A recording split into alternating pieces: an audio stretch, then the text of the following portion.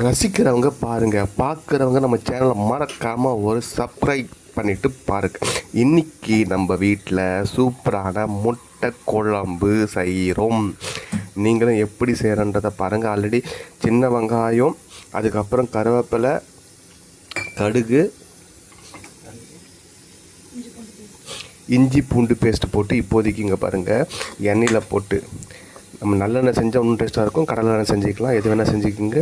அது போட்டு நல்லா கடாயில் போட்டு நல்லா இது மாதிரி இது பண்ணணும், சரிங்களா? ஒரு கிரேவி மாதிரி வரணும். அதுக்கப்புறம் பார்த்தீங்கன்னா தேங்காய் தக்காளியை மிக்சியில் போட்டு நம்ம தேவையான அளவுக்கு எந்த அளவுக்கு குழம்பு வேணுமோ அந்த அளவுக்கு நம்ம சேர்த்துக்கின்னு அதை அரைச்சி மிக்சியில் எடுத்து வச்சுக்கலாம். முட்டை குழம்பு செய்கிறதுக்கு பார்த்திங்கன்னா 4 முட்டை வச்சுருக்கோம், சரிங்களா? இந்த முட்டை குழம்பு எப்படி செய்கிறது, எப்படி வருதுன்றதை கண்டினியூவாக பார்த்துட்டே இருங்க. வாங்க கடாய்க்குள்ளே போகலாம். அரைச்சி வச்ச தேங்காய் தக்காளியை போட்டு கடாயில் ஊற்றி வச்சாச்சு. இப்போ ரெண்டுத்தையும் நல்லா கொதிக்க விடலாம்.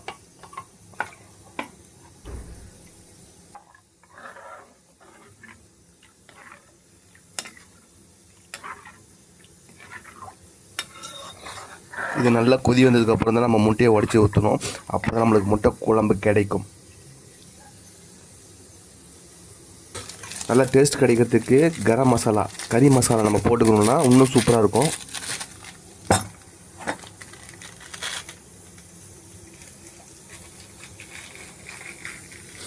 இந்த கறி மசாலா போடும் போது முட்டை குழம்பு கறி மாதிரியே இருக்கும். அதனால் இந்த கரம் மசாலா நம்ம சேர்த்துக்கலாம்.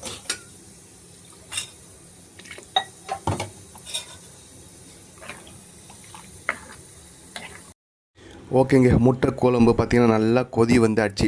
இதுக்கப்புறம் நம்ம வச்சுக்கிற இந்த 4 முட்டையும் இதோட போட்டு உடச்சி ஊற்றிக்கலாம். முட்டை குழம்பு ரெடி ஆகிடும். அதுக்கு பாருங்கள் கொஞ்சம் கொத்தமல்லி எடுத்துக்கலாம். ஓகே, முட்டை அடிக்கிற ப்ராசஸ் ரெடி பண்ணிடலாமா?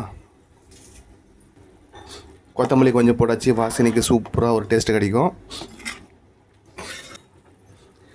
அவ்வளோதாங்க, ஊற்ற போகிறோம். Watch and C.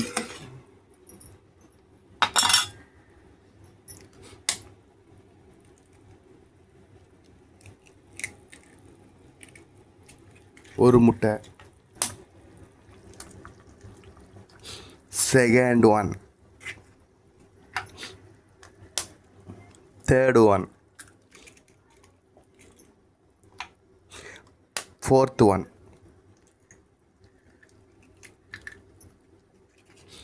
4 முட்டையும் ஊற்றியாச்சு. இந்த 4 முட்டையும் பார்த்திங்கன்னா ஒரே இடத்துல ஊற்றாமல் கொஞ்சம் பக்கமாக தள்ளி ஊற்றும் போது அது கொஞ்சம் உடையாமல் நல்லா வெந்து முழு முட்டையாக அதில் கிடைக்கும். அப்போ நம்ம குழம்பு ஊற்றிக்கும் போது முட்டையும் கடிச்சிக்கலாம், முட்டை குழம்பும் ஆச்சு, சரிங்களா? இது சாதத்துக்கு பிசைஞ்சு சாப்பிட்லாம், சப்பாத்திக்கு பிசைஞ்சு சாப்பிட்லாம், சப்பாத்திக்கு தொட்டு சாப்பிட்லாம், தோசைக்கு ஊற்றி சாப்பிட்லாம்.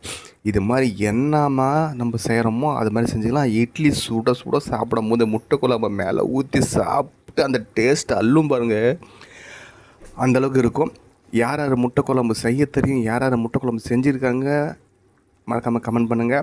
ஒவ்வொருத்தரும் ஒரு மாதிரி செய்வாங்க முட்டை குழம்பு. நம்ம வீட்டில் செய்கிற முட்டை குழம்பு, ஹோம்மேடு முட்டை குழம்பு, வீட்டில் செய்கிற முட்டை குழம்பு பார்த்திங்கன்னா இதே சிம்பிள் தாங்க. இந்த மெத்தடை நீங்கள் ஃபாலோ பண்ணிங்கன்னா டேஸ்ட் இல்லை, அந்த மனம், அரோமா எல்லாமே சேர்ந்தவங்கள அப்படியே தூக்கிடும். சரிங்க, முட்டை உடச்சி ஊற்றியாச்சு. அதில் முட்டை கொஞ்சம் வேகிற அளவுக்கு நம்ம வச்சு அதுக்கப்புறம் இறக்க வேண்டியதான். அதுக்கப்புறம் தோசைக்கு தொட்டுன்னு சாப்பிட போகிறோம். இன்றைக்கி நம்ம டிஃபனே அதான்.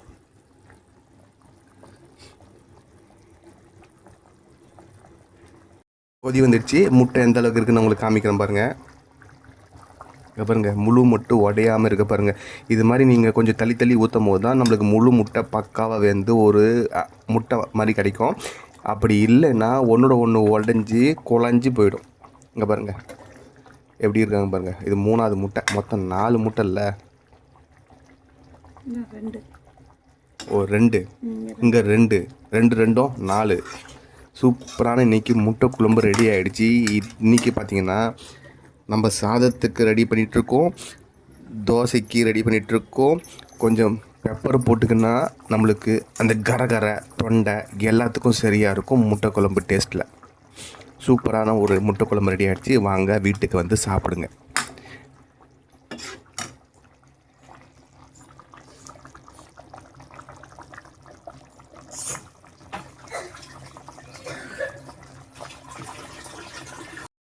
மாற்றி யோசி.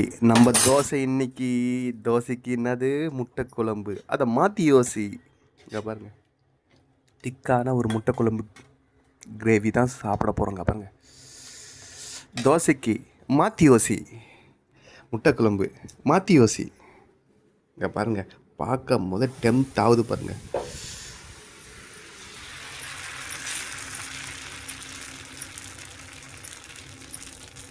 தோசைக்கு முட்டை குழம்பு மாற்றி யோசி.